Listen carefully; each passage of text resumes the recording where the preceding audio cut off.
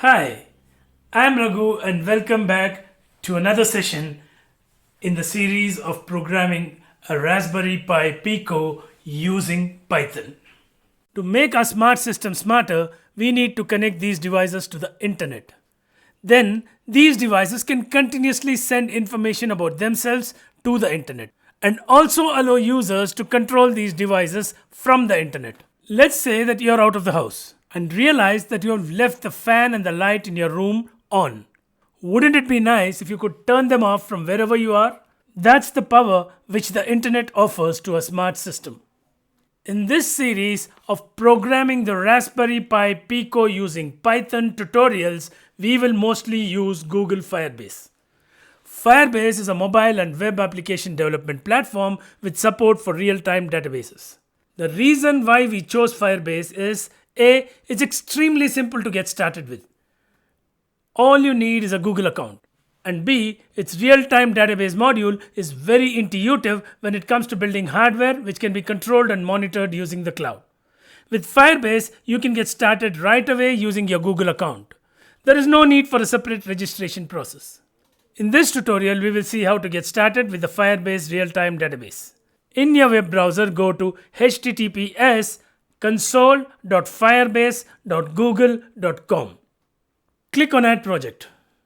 Fill in all the details for creating the new project. When it asks if you want analytics, say no for now. Click on Continue. Project creation starts. Navigate back to the Firebase console. Now from the main console, click on the project that you just created. Scroll down in the resulting page till you see the link for See All Firebase Features. Click on this link. Click on Cloud Firestore. Scroll down till you see the tab for real-time databases. If you see the real-time database link on the left-hand navigation frame, click on that link. Now click on Create Database. You should now see a security dialog box. Click on the Start and Test Mode option. We will not worry about security right now. Now you should be able to see the URL for your real-time database. Copy this URL and store it someplace. We will need it when we write code for the IoT-enabled Smart Kit.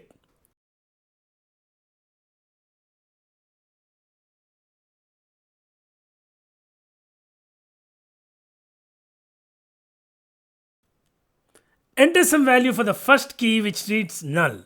If you don't enter this, each time you click on the real-time database tab, Firebase will ask you to create a new database. You can enter anything here. Say nothing. Now go back to the home page of Firebase and click on the Smart Room project. Click on the Settings icon on the left-hand side tab. Choose the Project Settings option. Now click on the Service Accounts.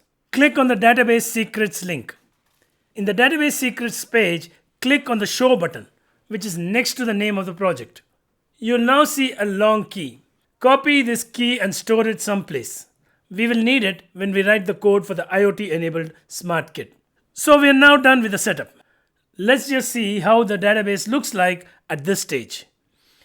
Click on the database icon on the left-hand side. The database has just one entry, which is nothing. That's it. We can now use this Firebase project in our Raspberry Pi Pico projects. Download the Why Not Mod Cloud Python file. The download URL is www.thingsping.in/libraries/pico/wi-fi mod cloud.py. Save this file locally to your computer. This is the library for the Why Not IoT module. The library file is extremely lightweight and fits into one single file. Just as a footnote, the reason why the library file is so simple is due to the fact that we've done all the heavy lifting in the firmware of the Why Not module chip. The next step is to install the Why Not module to Pico. There are different ways of doing it, and let me show you the most simple way. After you download this file, save it to the Pico board. In our case, we will use Thorny itself to do this. Open Thorny and open the file that you just downloaded. In Thorny, click on File, Save As. When it asks you where you want to save the file, choose Raspberry Pi Pico. Save the file as whynotmodcloud.py. That is the same name as what you downloaded. Now let's write code to create the PicoPython file to access the cloud real-time database. In Thorny, say File New. First, import the required modules. In this case, the class from the Why-Not module. Import the Wi-Fi mod cloud class. Then import the time module. Create a class variable of the Wi-Fi mod cloud class. I have called it WMC. Connect to Wi-Fi using the connect_Wi-Fi method. This method takes two parameters. A. SSID of the router and B. SSID password. We then configure the cloud database. This is done using the setDB_to_Firebase method.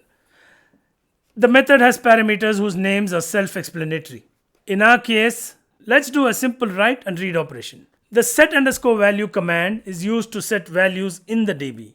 Likewise, get_value command is used to get values from the DB. In the end, I have a print statement which prints out the value retrieved from the Firebase database. So let's run the code. Save this file on your local computer. Let's now execute and see what happens. First of all, let's check that the Firebase database is in a clean state. That is, the Firebase project does not have a tree called Pico. If it is already there for some reason, just delete it. In my case, I already have a tree, so I'm going to delete it. I'm doing this to demonstrate that the new values are created from the code that we wrote for Pico and not from somewhere else. Now, just make sure that your Pico is connected to the computer and then click on the run icon in Thorny. Just sit back and relax. Once the code is run, you'll see two new things. A. That the Firebase database now has a tree called Pico, and in that tree there is one database with a key of my number whose value is set to 2.54. In the shell window, Python prints out a statement showing the value that was retrieved from the Firebase database. In this example, we've seen how to write value to the Firebase database and read value from the Firebase database. For a full set of documentation on the Why-Not Pico cloud module, refer to the documentation at www.thingsping.in/libraries/Pico. Before I wrap up, let me just talk about one new Python concept that we encountered in the tutorial. The print statement in the code was print bracket retrieved number equals with the flower brackets, then dot format bracket get_value. Now what is the format method here? The format method works on strings and it allows you to replace values in the template with great ease. In the syntax that we use, the flower brackets are replaced with the parameters given in the format method. The parameters to the format method could be any one of the following: positional arguments, numbered arguments, and keyword arguments. What we used above was positional arguments. We could have more than one arguments. For example, my name is flower brackets, I live in flower brackets dot format bracket. The parameters are Raghu and Bangalore. So it would then print out saying my name is Raghu and I live in Bangalore. Numbered arguments. In this case, we have numbers between the flower brackets. The numbers are replaced by the order in which the parameters appear in the format call. For example, I am flower bracket 0, I live in flower bracket 1. Flower bracket 1 is a great city. Dot format, and the parameters are Raghu and Bangalore. Note here that the first index is 0 and not 1. Keyword arguments. In this case, we use keywords inside the flower brackets and give keywords for the arguments. Example is, my name is flower bracket name, I live in flower bracket city dot format, and the parameters are keyword parameters with city equals Bangalore and name equals Raghu. There are more ways of using the format method, but the above ones are the ones which are most commonly used. You can refer to the Python documentation if you want to use the other formatting techniques.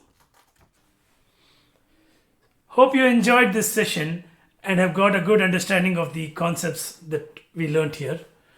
So let's move on to the next session in this series of programming a Raspberry Pi Pico using Python. So see you soon.